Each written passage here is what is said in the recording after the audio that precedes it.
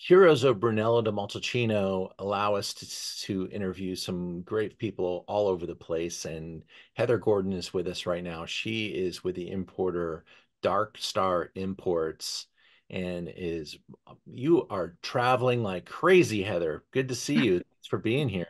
Yeah, good to see you. Thank you for having me. Do you have to wear two watches so you remember what time zone you're in? No, not at all. Well, I do appreciate you making time for us. We are tasting now a wine called Podere Ripi. This is the Reserva Brunello di Montalcino from 2016.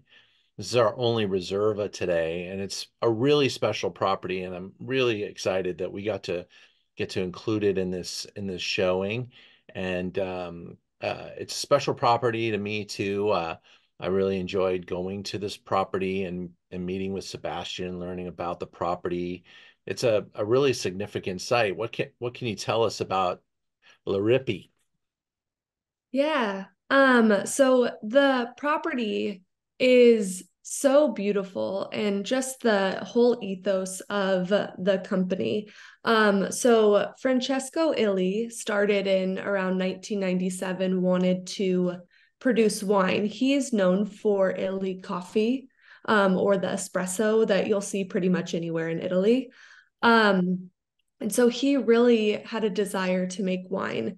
Um, Initially he wanted to make wine on an island, and he was kind of looking around trying to figure out what vineyard site where he wanted to be. He didn't really know, and so he stumbled upon this area in Montalcino, that actually was just occupied by a shepherd and his sheep.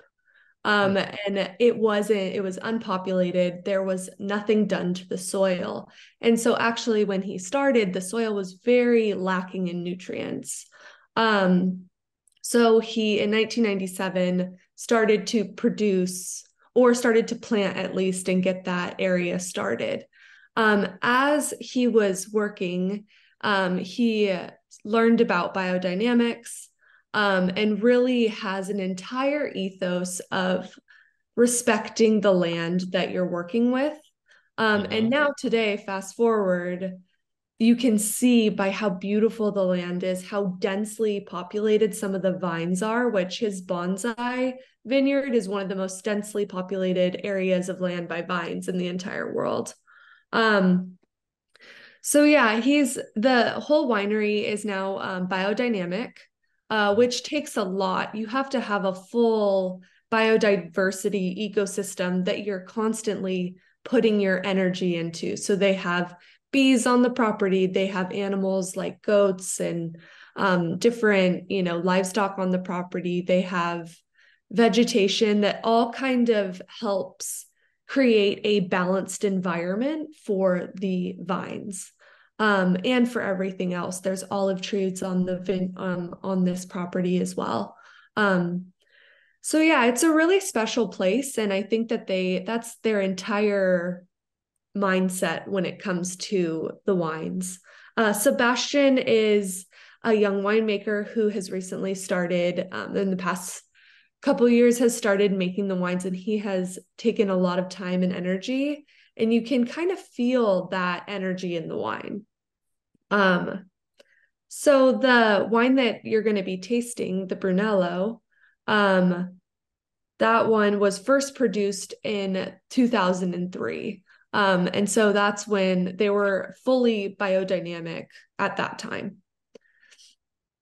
Here's the Um, facility. It is really made with this incredible architectural feature, gravity flow being important, biodynamics, ethos yeah, important.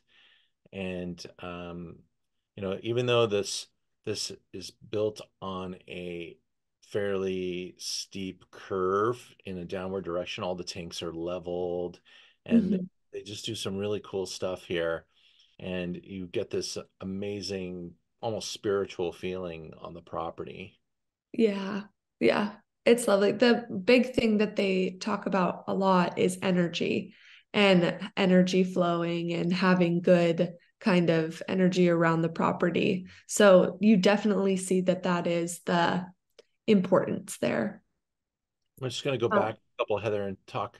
You mentioned the bonsai. This is a uh-huh. experimental block, and I know we're talking about Brunello de Montalcino, but Uh-huh. we do get a few bottles of the bonsai, which is one of the most densely planted vineyards in Italy, if not. The world, yeah. Yeah. Do you remember how many vines it is like per hectare? It's like some crazy It's number. like over it's like 62,000 vines. Yeah, it's like, and Yeah. they're literally like bonsai. They're teeny little plants. They make teeny little intense amounts of fruit, and the bonsai is a pure expression of that vineyard. We have Yeah. we have some on the website if you want to check it out. It is Yeah. it is a super, I would say, collectible rarity. Yeah. It's Uh, very hard to get. Yeah, yeah, I wish there was more because it's so lovely and you can tell. yeah. My I went there and made a nice connection with Sebastian, and Mhm. we our allocation is 2 bottles. So, Yeah. and we might be the only one that got it in LA. I'm not sure. It's Yeah, honestly, I think you guys were. There hasn't been like any more in so long, and we don't even have any, in the country. That's cool. Well, we Yeah. we like finding little treasures like that. It is Mhm. certainly very special. But Yeah. so is this wine, the Reserva. It's a Reserva. B, it's from this magnificent estate. C, it's a 2016, which is definitely a plus for this wine. What Yeah. what is the rule for it to be a Reserva, Heather? So Reserva, it's going to need 24 months aging, and then it needs to be reserved for about 6 years before it's released. So this is probably the current vintage, or just maybe Mhm. got the 17 available now, but Yeah.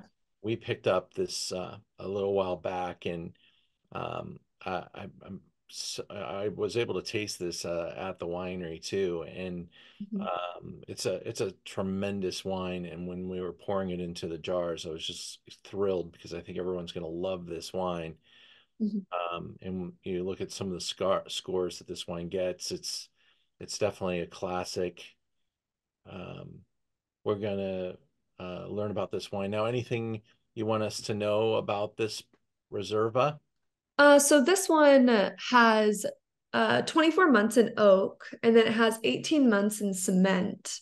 And I think that 18 months in cement actually does it a lot of service because cement is porous. So you Mhm. get a little bit more of this roundness and this richness to it. So I hope you guys enjoy it.